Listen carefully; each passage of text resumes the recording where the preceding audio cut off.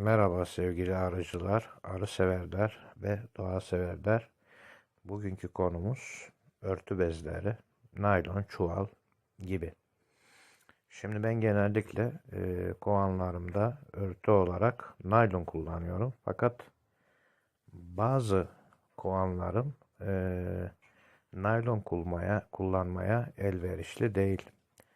Ve bu kovanlarımı başka metotlarla üzerini izole etmeye çalışıyorum. Bu gördüğümüz ilk kovanım naylon kullandığım bir kovan.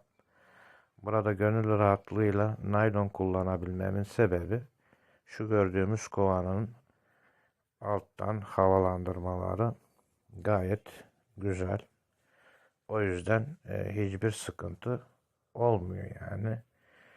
Sıkıştırılmış bir arı. İki yanı strafor. Üstü naylon. Bu naylonun tam arasına ağrı geçişleri olsun diye bir tane odun parçası attım. Aynı zamanda bu kolonimizin kapağının altına yaklaşık 2,5 santim kalınlığında strafor kullandım. Onu güzelce monte ettim. Ve bu şekilde naylonla strafor öpüştüğü için terleme veyahut da nem olayı kesinlikle olmuyor ve bunun gibi alttan havalandırmalı kolonilerimde gönül rahatlığıyla naylon kullanabiliyorum. Fakat bir sonraki görüntülerde izleyeceğiniz kolonilerimde kullanamıyorum.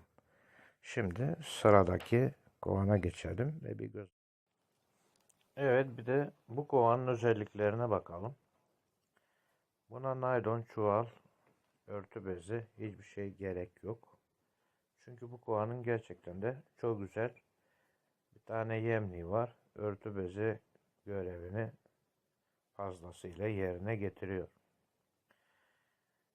Aynı zamanda bu gördüğümüz kovanın alttan havalandırması da çok süper. Yemlik olmasa bir naylonda konulabilir diye düşünüyorum.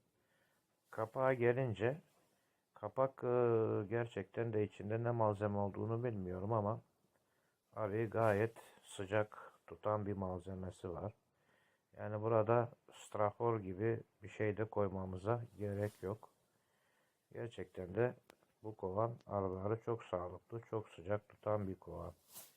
Kullandığım en iyi kovan. Evet, bu gördüğümüz kovanda da örtü bezi olarak çuval, naylon veyahut da bez kullanılmamış.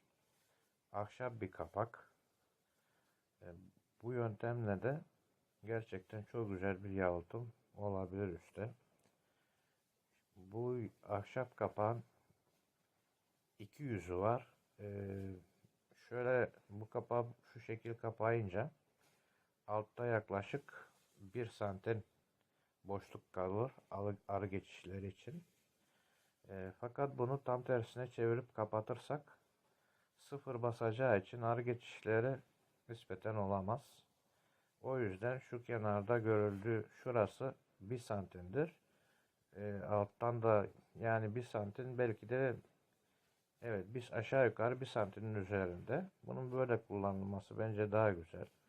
Zaten burada köpüğümüz de mevcut. Bunu kapattıktan sonra hala da arısının üşüyeceğine inanan ya da şüphelenen varsa artık şu ara yere bir battaniye yorgan atabilir diye düşünüyorum. Evet. Şimdi başka bir arı. Gördüğünüz gibi bunda naylon yok. Bu küçük bir arı. 3 çerçeve. Bunun üzerinde bir tane strafor ve yanlarında strafor. Üçlü bir arı. Yaklaş biraz yoğunluk şuradan.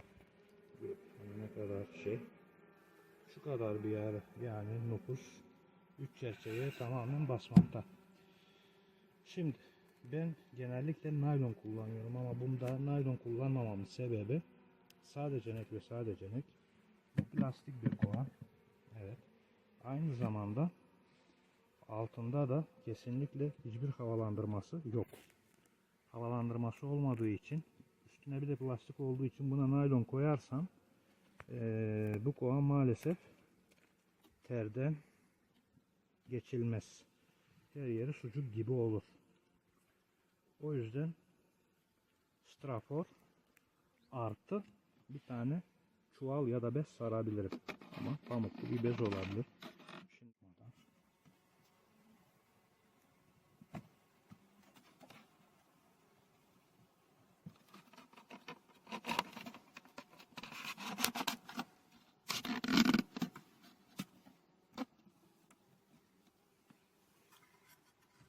evet.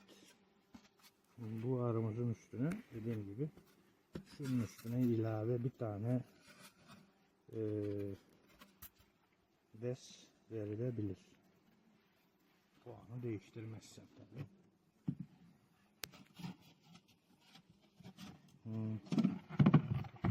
Sonra şurasına yerleştirelim. Biraz da aşağı. Bu zaten üstüne düşecektir. Kulağımızı kapatalım. Bu da bitmiştir. Bir sonrakine geçelim. Geçelim. Evet, bu görmüş olduğunuz koloni destek kovanı değildir. Bu arı bölmek için yapmış olduğum bir basit kovandır. Altılı, bir gözü beşli, bir tanesi dörtlü ve diğerleri de üçlü. Bunu yapmamın sebebi erken ilkbaharda bir çerçevede arı bölüp elimde fazladan ana arı bulunmasını sağlamaktı. Bu kovanımızın üstüne bez kullandım. Onun üzerine de geçişler olmasın diye şu kontraplaklardan koydum. Tabi bu kovanın üstüne naylon kullanma imkanım yoktu. Birincisi ön çıkışları, yani arı çıkışı delikleri çok küçük. İkincisi altta havalandırma yok. Üçüncüsü de çerçeveler dip tabana yaklaşık 1 santim yakınlığında. Bu normalde en azından 2-3 santim yüksek olması lazımdı. Fakat elimdeki malzeme ancak buna yettiği için bunu yaptım. İlk baştan bunu ana arıları işte değiştirip bununla kışlamak gibi bir fikrim yoktu. Fakat sonradan elimde diğer ana arı kutularındaki analar yettiği için bunlar arttı ve kışlamaya soktum. Gayet de başarılı olurdu. Ondan sonra bunu kullanmaya devam ettim. Çok da güzel. Her kişiye tavsiye ederim. Yalnız bu kovanın altına kesinlikle havalandırma yapmak şart. Tabii ikinci yaptıklarımı daha profesyonel yaptım. Üstte kapak kısmını, şu bez kısımlarını düzelttim. Altta havalandırmalarını açtım. Gayet de güzel oldu. Gayet güzel de kışlama oluyor bunun içinde. Çünkü arılar sonuçta aynı duvarlara çekilince bir tarafta karı, diğer tarafta kını ısıtıyor. O yüzden güzel bir şey bu. Şimdi bunun bu kovanı da tabi tamire sokmam gerek. Bunun üstüne kalın bezler atarak tekrardan bunu kapatarak kışa soktum. İzlediğiniz için teşekkür ederim. Bir sonraki videoda buluşuncaya dek hoşça kalın.